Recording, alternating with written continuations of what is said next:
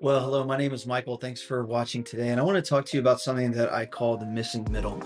And I want to talk about why your church may have a clear purpose and a clear mission, and everybody's busy with tasks, but it's these two items in the middle that are often missing. And let me tell you why I created this framework or this graphic that I want to show you in just a second. Because I was a pastor. I got my first job when I was 18 years old at a local church. I was a church planner, a pastor. I worked at the Rocket Company and helped churches with giving and preaching and volunteers. Then I started Church Fuel, worked with thousands of churches really all around the world before handing that off to a buddy. And in so many of the churches I worked with, amazing people, amazing things happening. And I have seen this up close and personal. I've seen this in my own organizations, my own church, and I've seen this in so many churches that I work with, that it's these things in the middle that are missing that creates angst, it creates stress, it creates a big gap that it's hard to jump across. And most of the pastors that we know, they're called, they're committed. I often tell people, I can't help you with that. Like if you're not called, committed, passionate, have a vision for your town, all those things. It's really hard to stoke that kind of fire. But this piece in the middle, I absolutely think it can be learned and I absolutely think it can be helped. So let me show you the graphic, kind of what this looks like. This is kind of the framework that we teach. And I think this was really helpful to me. You start on the left side, you have this idea of purpose and mission, like those two things. And I'd put that kind of all in the strategic planning bucket, right? There's a lot of church consultants that'll come in and help you create a strategic plan, and they always start with your purpose and your mission. And your purpose is kind of forever. Your mission's kind of a little more current, 1 to 3 years. And in my experience, just my story, I'm sticking to it. Most churches are okay with these. I think we could dial them in. I think particularly we could dial mission in, but we are okay with these.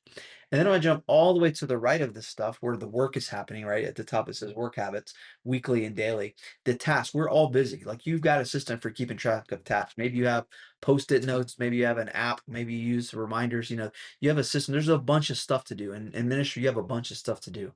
But it's this window in the middle, and it's where regular meetings sit. And I think it's a 90-day horizon, a time frame where goals and plans are often missing. So I actually want to walk through each one of these real quickly, because what happens is when we're missing this middle piece, these plans and goals, your graphic looks like this, right? So you have purpose and mission. Like you can, if somebody on the street said, "Hey, why is your church here?" You can answer that question, and then you have a bunch of tasks, like you see on this graphic. The tasks have multiplied because there's no filter of goals and plans to like run everything through. There's no translation layer to take the big concepts and the big, ideas of purpose and mission. There's nothing to kind of translate them into the daily and weekly tasks that we do. Goals and plans, that's where they sit. And that's why I call this the missing middle, because so many churches, personal story, and that we've worked with are missing this piece. And I think this is solvable. So let me just walk through all five of these, you just see where we are. Purpose. I've talked about this for years. This is not new. There's a lot of people that talk about this. Some people call this mission, some people call this vision. I'm just going to use the term purpose. But there's this big idea, right? It's the deepest, most significant, most important, anchoring, grounding, right? If you ever read the book Start with Why by Simon Sinek, it's this: the reason you exist. You're always pushing toward it, but you never accomplish it, right? It's always out there. So church talk about making disciples. You're never going to be done with that. There's always going to be more to do. Love God and love others. Always going to be pushing you forward. Never gonna be able to check it off. So that's why it's grounding. That's why it's eternal. That's why the time frame is forever. And the example that I use all the time when I talk about this is just NASA, right? If you think NASA, I love NASA, love space books and the moon landing and all that stuff. Love it. But if you were to say, NASA, why is NASA around? Well, it's to explore space. But guess what? They're never going to do that. I mean, it seems like once a week I see that Voyager is farther than it's ever been, right? And it's not even out there yet. But it's out there because this purpose is never accomplished. In fact, it's unaccomplishable. NASA's going to never be like, well, we're done. Shut it down. Everything's explored. Always is like Star Trek, the boldly going where nobody's gone before. That's your purpose. Your church needs that. You probably have this. Now, next up is let me say this. So purpose in your church, because you probably have it, it's probably not the bottleneck. I've not walked into a lot of churches and there's like nobody knows why we're here. There's often something at the bottom of an email, there's something on a wall, there's something on the bulletin, there's something on the website. There was a group a long time ago that came up with something. And the reason this is not a bottleneck is because it's kind of comes from the Bible, right? If we're leading a church and we don't really have a clue about this, we should probably question reality a little more. But here's the thing, and you see the stat on the right. Most people in your church would be like, "Yeah, this is why we're here." Maybe we can't say it exactly right, but what we don't know is our strategy, and some of the rest of these things talk about strategy. So mission, that's number two. If purpose is big, mission is more specific. So it is our current objective. It's what we're trying to get everybody to do right now. It's still one idea, right? It's not all your programs and ministries. It's still one thing, but it's pushing you toward that purpose. It's what this next season looks like. And if purpose is eternal, mission gets a due date. And this is why, in space, they say mission accomplished, right? Doesn't mean we're done exploring, but it means this particular mission is accomplished. So if NASA's purpose was to explore space, what might their current mission be? It's to go to Mars, right? And to go to Mars, we need to go to the moon, and we can develop a plan to accomplish this. That's foreshadowing. So it's really hard to create goals and plans around purpose, but it's a little easier to create goals and plans and align your tasks around mission, because this is much more tactical. This is much more tangible. It's about now. You can change this every 1 year, 2 years, 9 months, ministry season, right? Whatever. I think 1 to 3 years is a good time frame.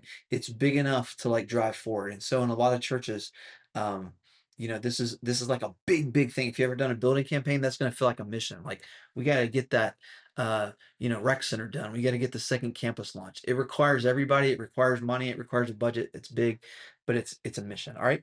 Next up is goals.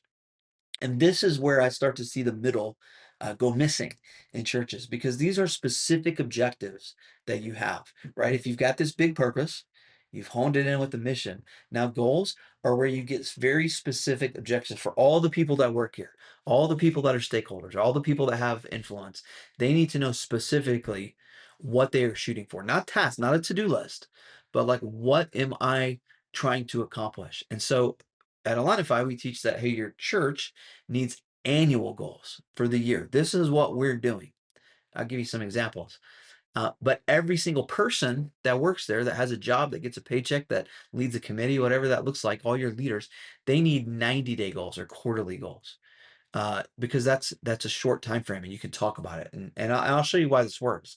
Uh, because goals is where we begin to bridge the gap between this big concepts of what we're doing and the day-to-day tasks.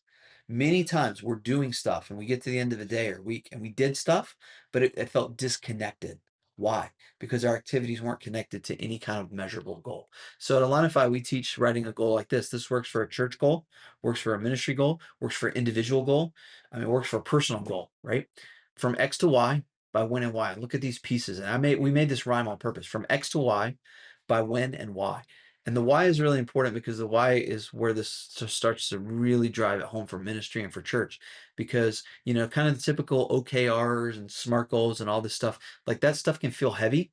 That stuff can feel like it's corporate. Why? Because that's where it was made for. This framework kind of built for ministry, and I think this will resonate with you. From X to Y, these are numbers, right? This is just where we are currently and where we're going. This is the map dot on your phone, right? You take out your phone and you go, I need directions to Costco. It's going to find out where you are, and then it's going to see where Costco is, and then it's going to create a route to get there.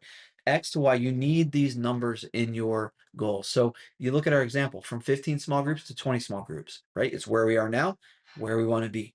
From X to Y. Most goals, I'd say 90% of goals, can have X to Y kind of numbers in them. And they don't always have to be numbers. It could be like we don't have a document describing our discipleship process, to a defined written document that lives in Google Drive process. That's X to Y, right?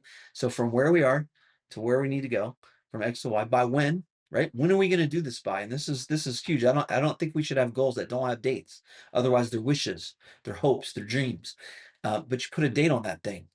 And, you know, if it's an annual goal, it's the end of the year. If it's a quarterly goal, it's the end of the quarter. That part gets easy. But so you have to write the goal so it can be accomplished in that time frame. Now, some goals may take 2, 3, 4 quarters, couple years, whatever, but you need to be able to measure and accomplish the piece of it in the time frame.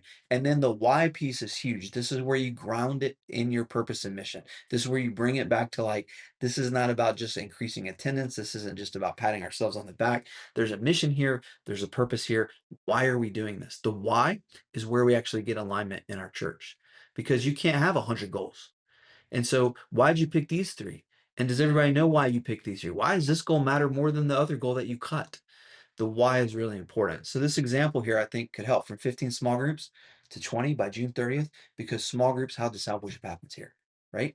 And you say that a few times, everybody begins to know it, and this becomes a memorable goal and it anchors the work. That middle becomes like not confusing, not murky, not missing. It becomes clearer. So ask your team this week. I'd be curious if you just pulled everybody together. Say, hey, what are the three most important goals for our church? If everybody doesn't know the answer to that collectively, then there's some work to do, right? You ask people separately, you get different answers. It's like, all right, we got some work to do. And a lot of people, 55% of people, said they don't know what their organization's goals are. And so this is a huge opportunity to create alignment just by getting the key people together and say, hey, this is what matters most, right? If this is our purpose and mission, before we start getting into tasks and the stuff, like this is what we're really shooting for. This is what we're aiming for. Okay, so next up was plan. So you got purpose, you got mission, you got goals, you got plans. Each one of these getting more tactical. What's a plan? Plan's huge in this. This might be the most important part. Once you articulate a goal, a plan is how you're going to do it, right? So goals are often about wow. Man, it'd be great if we did this. Wow. Plans are about how. Some people love to talk about goals and they hate plans. Some people love to create plans, but they don't know what the plan's going for. You actually need both of these. And a plan in your church needs to be written. It needs to be simple. Our version is one page. It needs to be visible. You want to share the plan, not just the goal.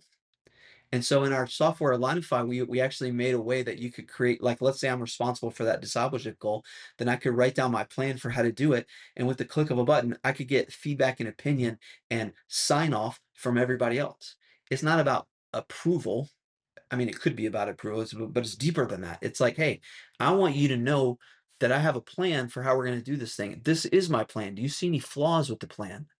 Usually when goals fall behind, it's not because the goal was bad, it's because the plan was we missed something in the plan. And so if you fall behind on the goal, don't just change the goal, you fix the plan. You pull the plan out and you work on it. I always think that goals and plans. The reason I love writing these down comes from Habakkuk chapter 2, verse 2, verse I talk about a lot. It's essentially I'll summarize it. In fact, I'm going to do what the verses tried to prevent doing. It says, "Hey, I've got a message for the people. Habakkuk, write it down on these tables so that somebody can run from town to town and read my words to the people. I don't want you summarizing. I don't want you improvising. I don't want you making it up. Like take my words, write them down. So like these are the words." And so a lot of times when people are not on the same page, it's because there is no actual page. And so write the plan, write the goal at the top of the sheet, and then say, here's what we're going to do to make this happen. And then you can say, hey, how's this look? Does this look good? We think this plan's going to work. No, I don't think that plan's going to work. Now you create a conversation. And so the simple act of just writing things down, writing down our approach, writing down our milestones, writing down, kind of the key activities that we're going to do in order to make this goal come to fruition, right? That's a plan. You need a plan. And we built that into our tool. We've got some templates to help you do that. And then lastly, here's what's on the tool, 6 parts of a plan. You start with a goal, then you write down your approach, then you write down the key activities, you create some milestones, you define what success looks like, and then you ask everybody to look at it, review it, and sign off on it. The collective wisdom of the group will make the plan better. And in church, we just say, hey, you do this. Here's your ministry. Here's your event. Go run VBS. But if we would actually help people write down a goal, a plan, a strategy for making it happen, and then look at it, we can make things so much better just because we're responding to something. So create a good plan. And then lastly, you have tasks. Tasks, we actually don't track tasks inside of Align because everybody's got a system for keeping track of their tasks. And all the systems are fine. You can use post-it notes. You can use a to-do app. I use an app called Todoist. You could use reminders on your phone. You could use a shared Asana, whatever. There's tons of tools to help you keep track of tasks. In my experience, the problem with tasks in church is not that nobody knows what their tasks are. It's that we're not sure that the tasks are connected to the goals. And so much of ministry, this is how ministry works, right? It just takes over, right? You got to write the sermon. You got to meet with the volunteers. You got to have a crisis that happens. There's stuff that you have to do. And, if we're not intentional with our time, we're busy doing all these tasks and no one's actually evaluating if the tasks are the right tasks or not.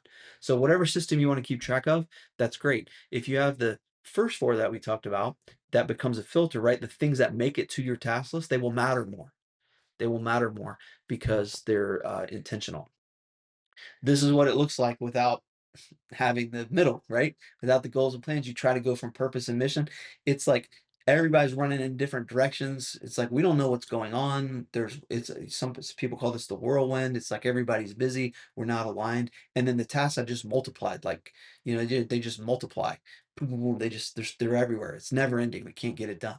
But when you have the middle part, when the missing middle becomes visible, right, becomes clear, when you have goals and plans and you create a rhythm for looking at this, it gets so much clearer. Our task lists become clearer, the tasks become more important, our plans become executable, our goals seem like they're making a difference, our mission gets accomplished, and it's all in service of the purpose, right? We're working back up the food chain. That's how that works. So here's some questions that you can ask yourself. Can everybody on your team answer why your church exists?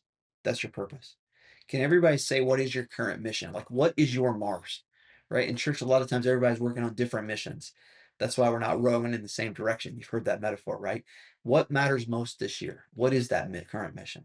Can everyone on your team name your three church goals without looking at them, without finding a document? Oh, where let me walk and look on the whiteboard. Like those things should be so visible that we know these are the three things we're doing this year. Is there a written plan attached to every goal? Right? Whether it's a personal goal, team goal, church goal, is there a plan attached to it? And in our software, the plan icon changes from red to green when there's a plan that's attached. But does every goal have a plan? And then does the work is it like the stuff that we're doing when we sit down and look at this honestly? Like, are we moving the plan and goal forward? Is it happening? What's our progress on this? These are some questions to answer honestly. In my experience, again, just if I was just encouraging you, you probably don't have a vision problem. You're a great leader. There's good people in your church. There's a calling, there's a commitment. Like I believe that stuff is there. You wouldn't be watching this.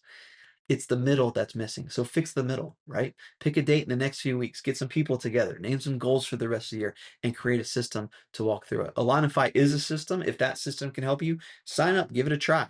You can try what's called a sandbox on the website. You can give it a try, see if it's going to work for you. You put all the information in there. But listen, you can run a system like this with whiteboards and spreadsheets and other tools as well. Run a system. Be clear about your goals. Be clear about goals and plans. Don't let that middle be missing. If you can bring that front and center, I think it makes the task feel better and it helps the mission actually be accomplished. Let's find that middle again and bring that kind of into clarity in our church. And that's how I think we get everybody aligned and rowing in the same direction. Working on the same direction. That's how we have forward momentum and not just movement that's making everybody tired. So I hope this helps. I hope this framework helps. Reach out if you got any questions. Be happy to talk more about it with you and help you kind of get things moving in your church if that's what you need. Thanks for watching and God bless.